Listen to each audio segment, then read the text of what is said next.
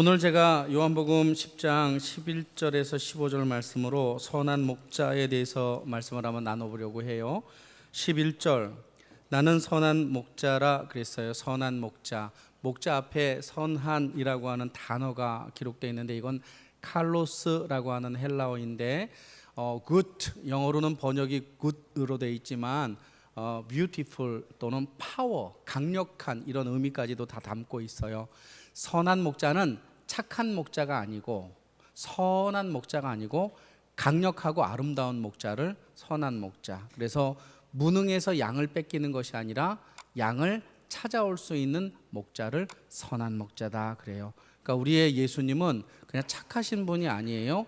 우리가 죄를 지으면 호되게 야단도 치시고 죄에 빠져 있으면 우리를 끌어내시기도 하신, 끌어낼 수 있는 능력까지 있으신 분이 선한 목자예요. 근데 그분이 양을 위하여, 가치가 없는 양, 사실은 많은 양들 중에 한 마리 잡아먹는 거 이런 거죠. 많은 믿음의 백성들 중에 한 명 이렇게 실족되는 거 그게 중요하겠어요? 근데 실족되는 그 하나를 위하여 십자가에서 목숨을 버리신 분이 예수 그리스도시여요.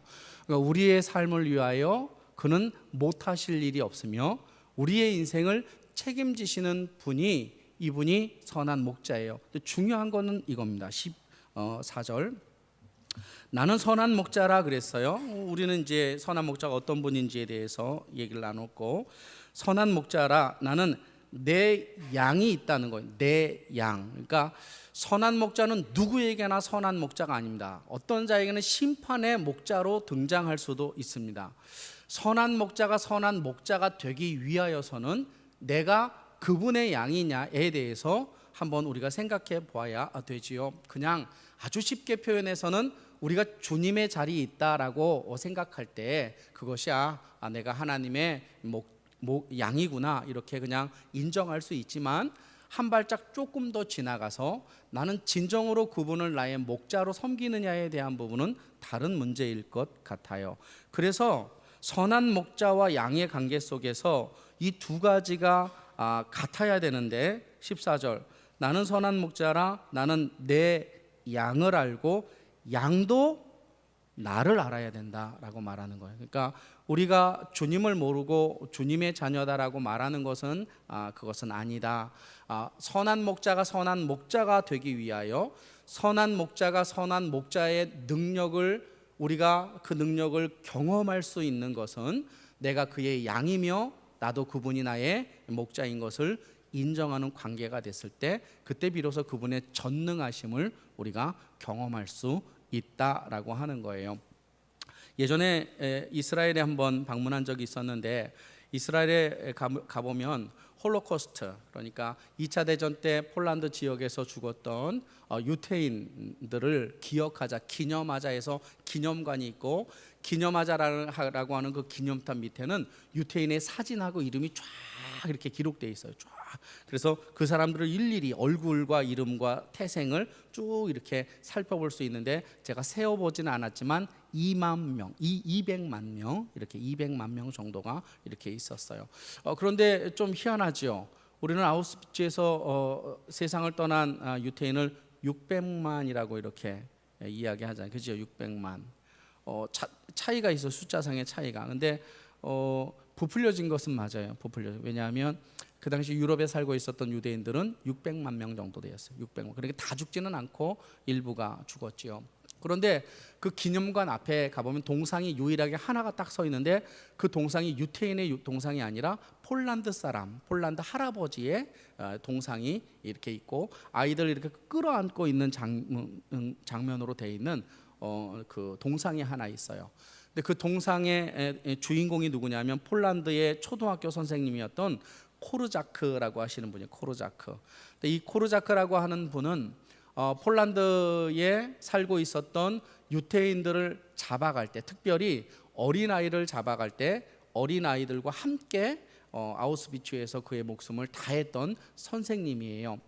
일반적으로 나치가 유태인들을 잡아갈 때 사람을 기름과 또 비누 또 머리카락, 이런 쓸모없는 사람들은 죽여서 그런 것들을 뽑아내서 전쟁 머니로 사용을 했고, 일할 수 있는 사람들은 데려다가 노역을 삼아서 일을 시켰어요. 그렇기 때문에 어린아이와 약한 자와 노약자는 쓸모가 없었죠. 그래서 했던 것이 대량 학살이었는데 총으로 죽이는 총알이 아까워서 가스실에 집어넣고 그 가스가 살충제입니다. 살충제.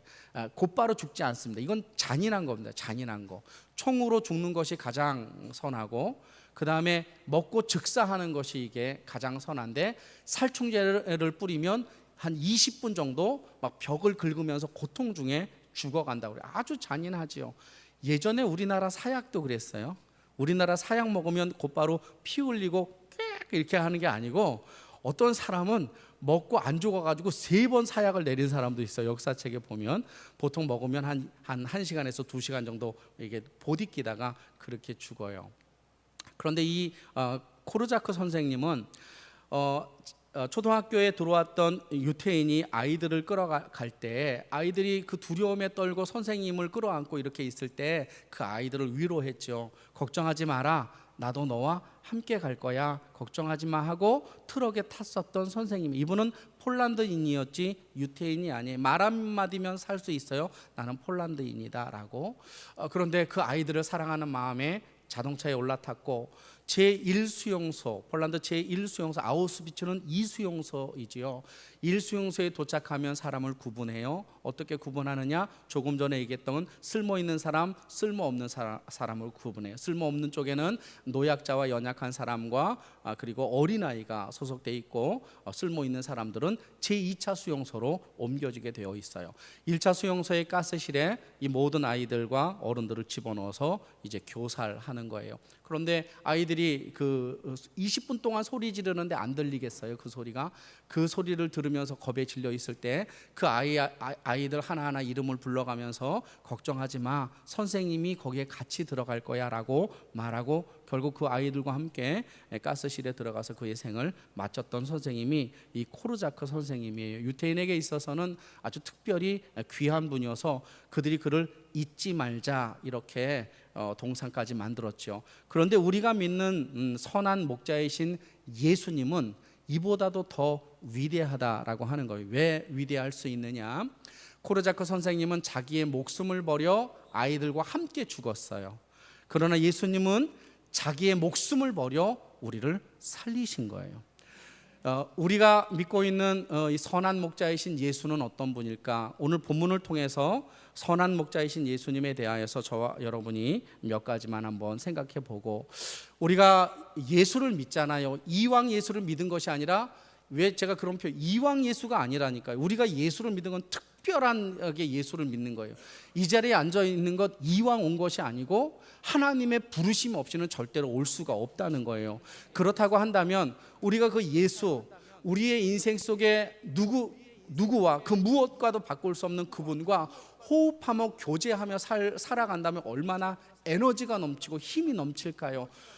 신앙생활에는 2개가 있다고 그랬죠. 하나는 주님과 동행하는 신앙의 삶이 있고 하나는 주님께 끌려가는 신앙의 삶이 있습니다. 하나님은 그의 자녀를 포기하지 않기 때문에 어떻게 해서든지 끌고 가든지 동행하든지 가시는 거예요. 그런데 우리가 발걸음 가볍게 주님과 동행하는 삶을 살고 선한 목자가 주시는 그 아름다움과 강력한 은혜들을 우리가 경험하고 산다면 이 척박한 세상, 소망이 없고 미래가 어두운 세상 속에서 우리가 좌절하지 않고 얼마나 자신감 있게 살아갈 수 있을까? 오늘 이 선하신 목자를 통해서 우리의 인생에 하나님의 풍요로움의 은혜가 있기를 간절히 축원합니다. 첫 번째로 오늘 보면 11절을 보면 나는 선한 목자라, 선한 목자는 양을 위하여 목숨을 버린다 이렇게 되어 있어요. 양을 위하여, 여기서 위하여라고 하는 휘페르라고 하는 헬라어 휘페르라고 하는 이 단어는 위하다, 영어로는 for, NIV나 다른 성경에는 더 for lambs 또는 for feet 이렇게 돼 있어요. 이 위하다라고 하는 이 단어가 위하다라는 단어보다도 대신하다라는 뜻이 더 강해요. 대신하다. 그러니까 이대로 읽으면 어떻게 되느냐? 나는 선한 목자라, 선한 목자는 양들을 대신하여 목숨을 버리는 거예요. 우리가 예수님을 믿는 것은 예수님이 나를 위하여 십자가에서 자기 목숨을 버리심으로 우리가 생명을 얻게 된 것이죠. 만약에 주님이 자기의 생명을 십자가에서 버리지 않으셨다면 우리는 지금도 죽은 상태로 영원히 살 수밖에 없는 것이죠. 또 하나 11절 나는 선한 목자라 선한 목자는 양을 위하여 목숨을 버리거니와 라고 하는 이 버리다라고 하는 이 단어는 헬라어로서 티대신이라는 뜻이에요. 티대신이라고 하는 헬라어인데 이 티대신이라는 헬라어도 버리다보다도 더 우선적으로 해석할 단어가 있어요. 그게 뭐냐면 놓아두다, 또 이게 놓다, 두다, 내려놓다 이런 뜻이에요. 놓다, 두다, 내려놓다. 그럼 제가 다시 한번 번역해 볼게요. 나는 선한 목자라 선한 목자는 양을 대신하여 목숨을 놓는 자이다 라는 뜻이에요. 그게 무슨 얘기냐면 이런 거죠. 여러분, 부모가 자녀에게 마음을 둘까요? 마음을 뗄까요? 마음을 두지요. 그래서 자녀가 어디 있든지 간에 부모는 자녀에 대한 관심을 가지고 있고, 자녀가 악한 일을 당하면 부모는 그 악한 일을 당한 그 아픔보다도 더 큰 아픔을 부모가 당하는 거예요. 이걸 놓다라고 말하는 거예요. 다시 말하면 이것이지요. 주님이 우리의 인생에 있어서 선한 목자다라고 하는 것은 주님이 나를 대신하여 그의 생명을 내게 두신 것을 말하는 거예요.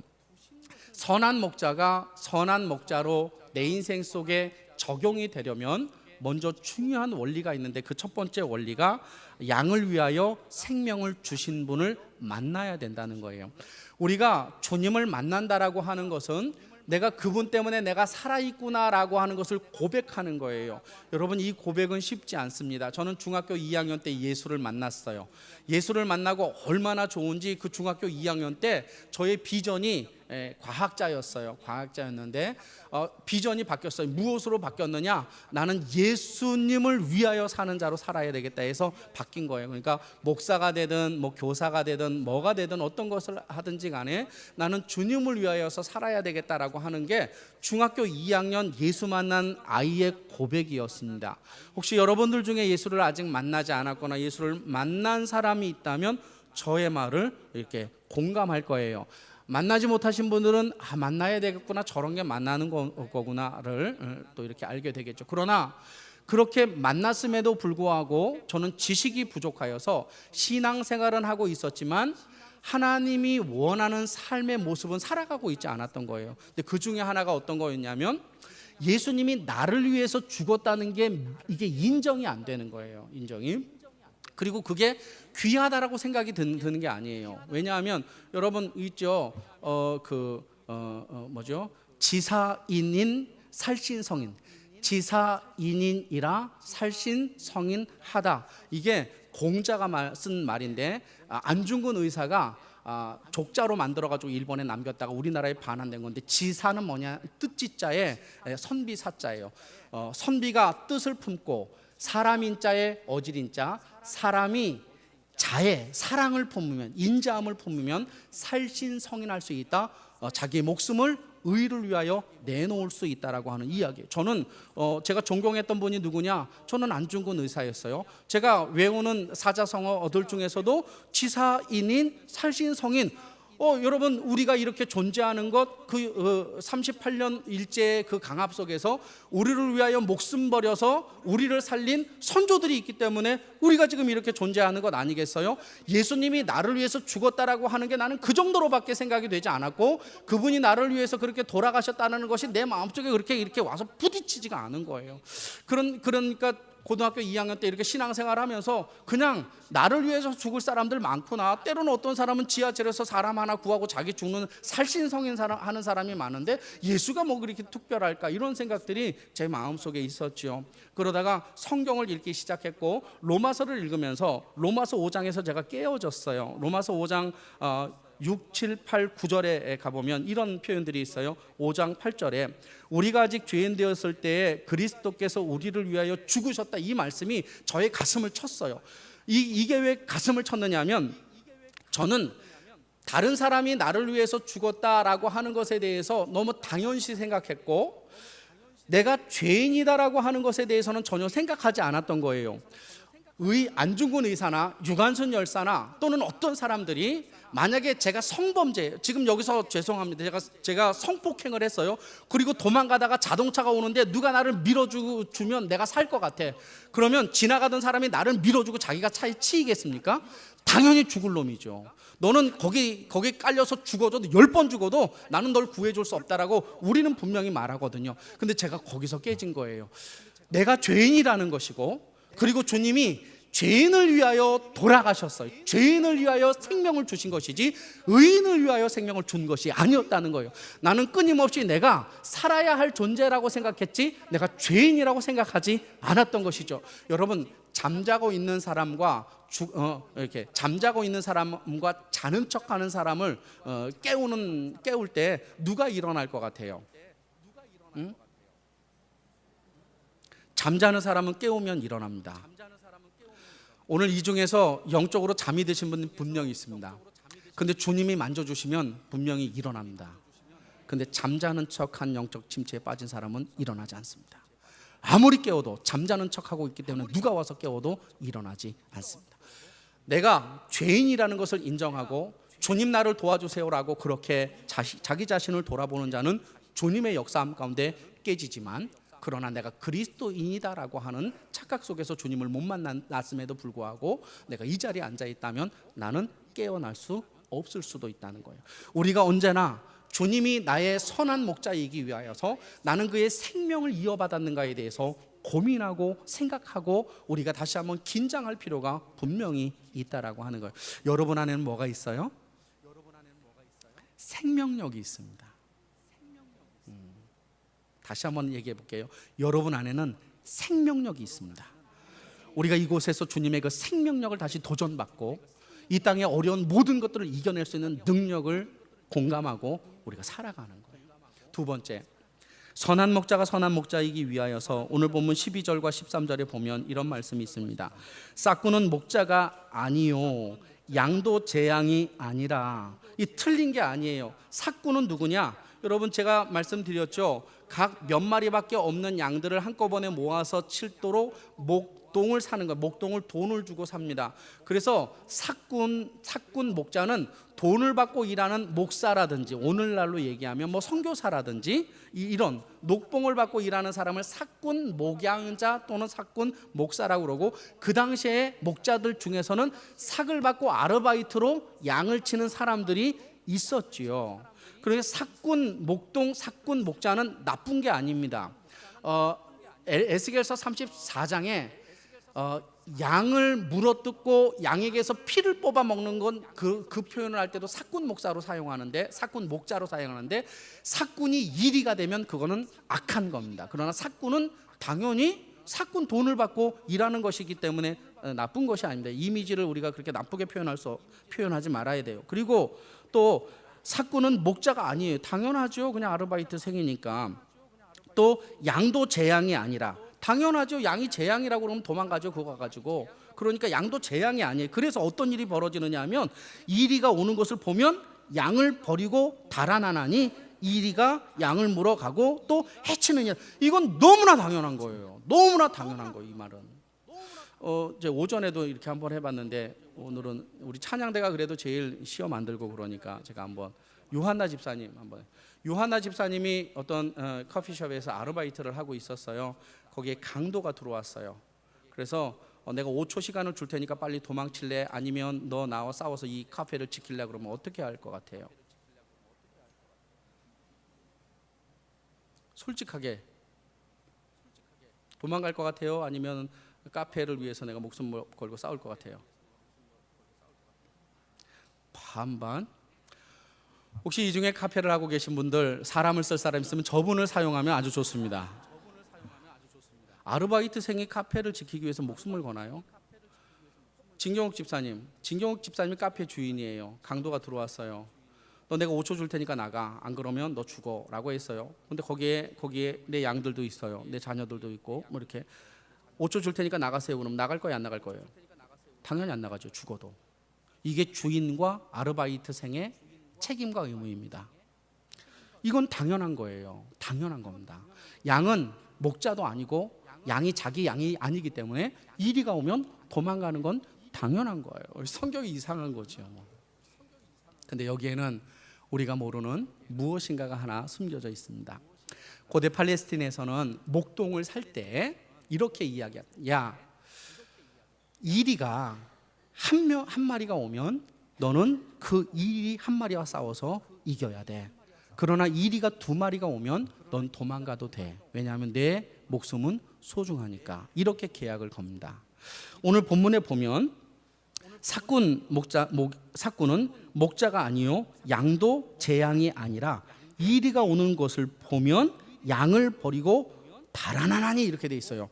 그런데 재미난 건 뭐냐면 이리가라고 하는 이 단어가 단수로 되어 있다는 거예요. 단수. 자, 성경을 한번 찾아볼게요. 마태복음 10장 앞쪽으로 넘겨보세요. 마태복음 10장 16절.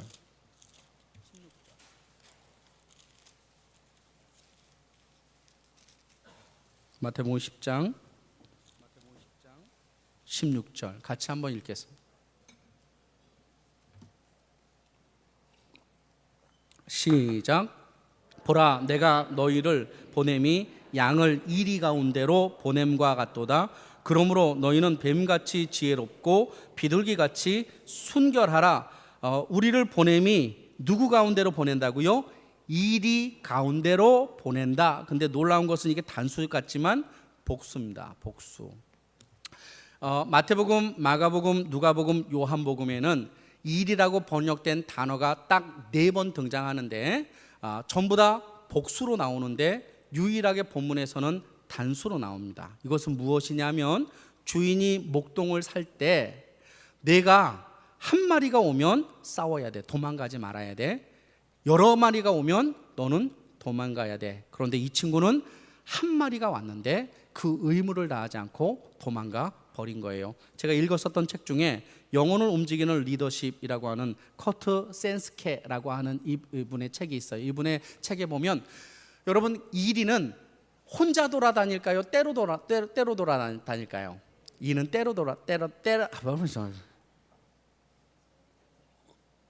이리는 혼자 다니지 않습니다. 그러면 예수님의 어법이 틀렸겠죠, 그죠? 이리들 이렇게 표현했는데 의도적으로 성경에는 유일하게 단수로 사용했다는 거예요. 근데 이 책을 제가 읽으면서 이리의 습성에 대해서 알았는데 어떤 습성이냐면 이런 거예요.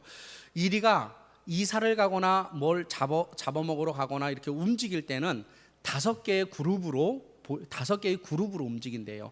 제일 처음에는 늙은 양들을 앞세운대요. 늙은 양들을. 두 번째는 강력한 젊은 양이 아니라 이리를 이렇게 둔대요. 그래서 늙은 이리가 공격을 받으면 젊은 이들이 뛰어나가서 그 공격을 막아낸대요. 이 강한 이리 뒤에는 보호해야 할 어린 이리 같은 것들을 이렇게 집어넣고 그 다음에 강한 이리를 또 집어넣는데요. 그래서 이 보호받아야 할 것이 만약에 공격을 받으면 두 쪽에서 강력하게 이 이리를 보호한다고 그래요.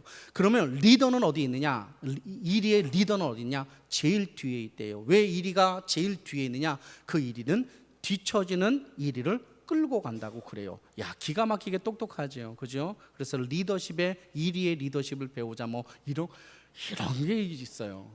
예수님의 리더십을 배우면 될 텐데, 그죠? 사꾼은 자기를 위하여 계약된 것도 버리고 도망치지만 선한 목자는 한 마리가 아니라 여러 마리가 때로 덤벼도 그는 자기 목숨을 버리며 그 양들을 지켜내지요. 예수님이 우리에게 선한 목자다라고 하는 두 번째 중요한 의미는 무엇이냐면 그분은 지금도 나를 위하여 싸우고 계심을 내가 믿는가에 대한 부분입니다. 우리가 이 땅을 살아갈 때 우리는 영적 전쟁을 하고 살아가요. 우리는 의도치 않은 어떤 일들이 우리의 삶 가운데 주어지죠. 가정의 문제도 있고 사업의 문제도 있고 건강의 문제도 있고 여러 가지 것들이 있습니다. 그럼 이런 영적 전쟁들 속에서 내가 이길 수 있는 방법이 무엇일까? 선한 목자를 붙잡아야 되는 거예요. 여러분, 우리가 이길 수가 없어요. 돈이 못 지켜준다고 그랬죠. 돈이 암을 지켜줘요. 암에서 부모가 자녀를 지켜줄 수 있나요? 부모가 자녀를 지켜줄 수 없어요. 심지어는 나도 나를 못 지켜 강도 만나면 끝나는 겁니다. 강도 만나면. 그러니까 이렇게 연약한 우리가 우리를 지킨다라고 하는 이런 생각부터가 하나님 앞에서 정말 좋지 않은 생각이다라고 하는 거예요.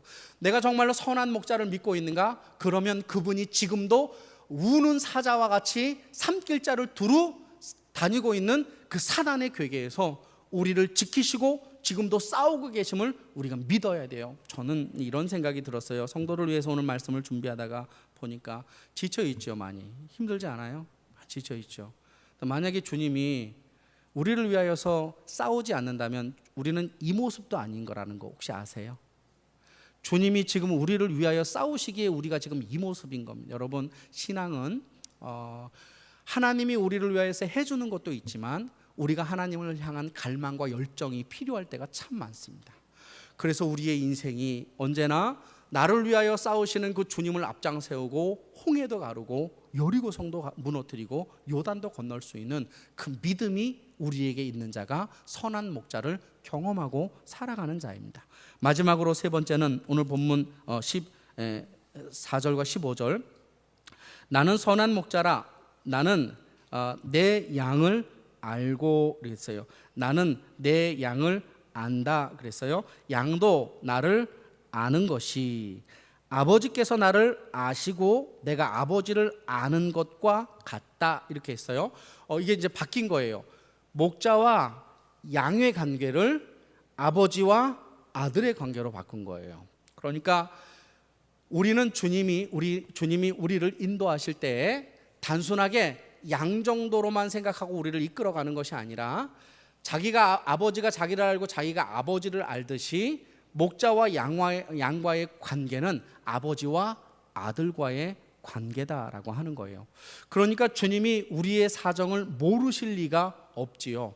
목자가 양을 잘 알기 때문에 소화가 되는 것이 무엇인지, 소화를 못 시키는 것이 무엇인지, 저 친구는 무엇을 무서워하는지 알기 때문에 목자는 양을 철저하게 그런 대로 인도하고, 우리는 그런 분임을 믿기 때문에 짐승과도 싸우면서 우리를 이끌어 가시는 그분의 뒤를 졸졸졸졸 쫓아가야 됩니다.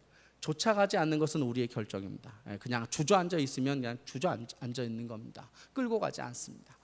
저는 정말로 부탁인데 여러분, 주저앉으면 안 됩니다. 우리가 이 땅을 살아갈 때 우리의 풍요로움의 이 삶이 주님으로부터 온 것이다라고 우리가 기억하고, 이 풍요로움 속에서도 나를 지금 놓지 않고 계시는 그 주님을 우리가 놓아버린다면 우리는 유럽의 기독교가 될 것이고, 망가져가는 이 서유럽 또는 동유럽 또는 미국의 그런 기독교의 뒤를 이어가지 않을까. 정말 불길한 거지만 우리에게도 그런 조짐이 지금 오고 있다라고 하는 거예요. 그러므로 우리는 더욱더 주님을 붙잡고 기도하고 더 열정을 내야 될 필요가 분명히 있겠죠.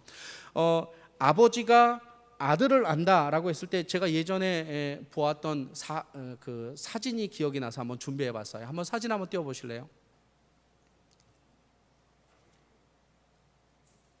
안 깔려 있어요.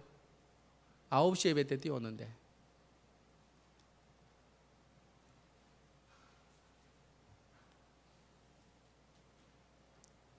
없어요? 있어요? 아마 많이들 보신 사진일 거예요.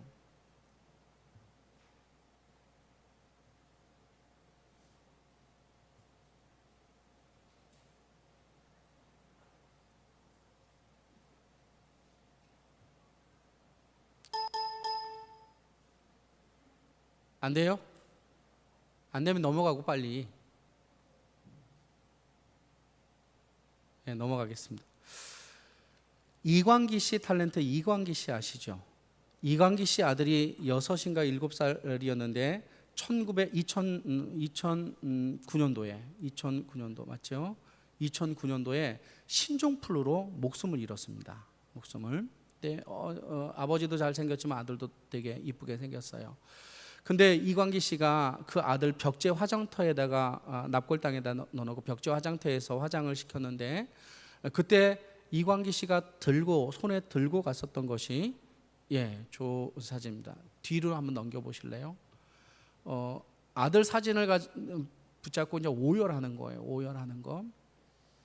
요즘에 저 집사님이 간증하러 돌아다니는데 예전에 그런 소원이 있었대요. 아들이 세상 떠나고 나서 하나님께 기도했는데 아직도 이루어지지 않은 기도인데 아들의 체온을 느끼게 해주세요. 그리고 아들이 천국에 있는 것을 확신시켜 주세요. 이거였는데 어쨌든 그건 그거고.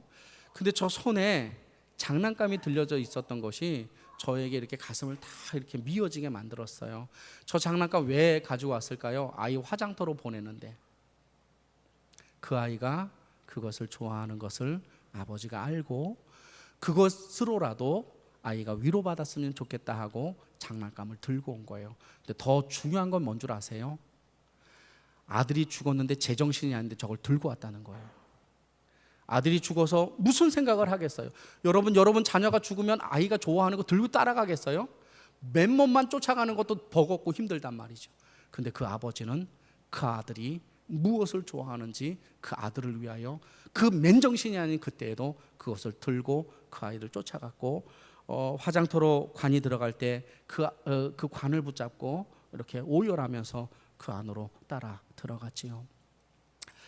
아버지는 이런 겁니다. 아버지는 여러분, 우리가 예수를 믿고 있다라고 하는 것, 우리가 선한 목자를 믿고 있다라고 하는 것을 그저 우리가 옷을 입을 때 겉옷만 입고 살아간다라고 생각하지 말고 우리의 일상 속에서 나의 모든 것을 채우시는 그 아버지 하나님을 내가 알 때 내 인생 속에 하나님을 느끼며 누리며 살아갈 수 있는 은혜가 우리의 삶 가운데 있지 않을까. 여러분, 선한 목자를 경험하셨습니까? 여러분, 그 선한 목자와 친밀감을 지속적으로 유지하기를 간절히 축원합니다. 성경 두 구절만 읽겠습니다. 오늘 읽었었던 본문 14절에 나는 선한 목자라 나는 내 양을 알다 라고 하는 동사는 현재형입니다. 나는 너를 알았고 나는 너를 알 것이다가 아니라 나는 계속 너에게 알고 있다, 이런 뜻입니다. 나는 양도 나를 아는 것도 현재형입니다. 우리가 선한 목자를 경험한 자는 매 순간순간 그 주님을 그렇게 경험하고 살아가는 것을 말하는 것이죠. 갈라디아서 4장 6절에 보면 너희가 아들이므로 하나님이 그의 아들의 영을 우리 마음의 가운데로 보내사 아빠, 아버지라 부르게 하셨느니라. 그러므로 내가 이후로는 종이 아니요 아들이니 아들이면 하나님으로 말미암아 유업을 받을 자니라 라고 주님 말씀하셨습니다. 우리는 세 번째 나누고 싶었던 포인트는 선한 목자는 양을 아버지와 아들의 관계성 속에서 만나고 싶어합니다. 우리가 오늘 정말로 주님을 그렇게 만나기를 간절히 소원하는 마음으로 혹시 이 중에 하나님을 아버지라 부르지 못하는 분들이 계시다면 나도 그렇게 부를 수 있도록 성령의 임재를 도와주시옵소서. 함께 기도하겠습니다.